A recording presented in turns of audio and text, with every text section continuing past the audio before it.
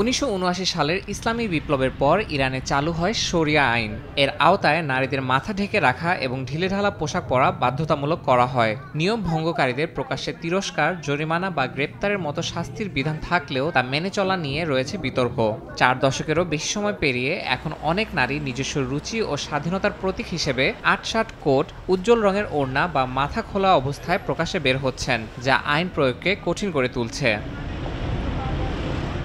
শনিবার দেশটির নারীদের পোশাক বিধি প্রসঙ্গে মন্তব্য করেন ইরানের প্রেসিডেন্ট মাসুদ পেজিশকিয়ান। তিনি বলেন, নারীদের হিজাব পরার আইন বহাল থাকলেও কার্যকরভাবে তা চাপিয়ে দেওয়ার ক্ষমতা বা সামর্থ্য তার নেই।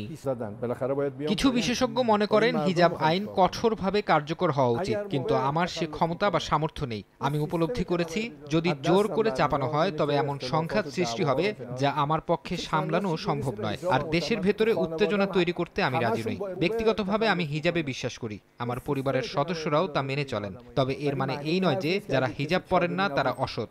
এটা আমার ব্যক্তিগত বিশ্বাস।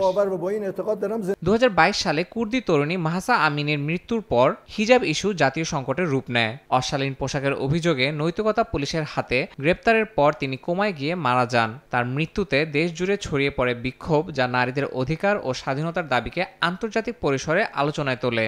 এরপর থেকে হিজাব খুলে প্রকাশ্যে আসা এক ধরনের প্রতিরোধ আন্দোলনের রূপ নেয়। অতীতে আরোপিত এই আইন আজও ইরানের সামাজিক দ্বন্দ্বের প্রতীক হয়ে আছে।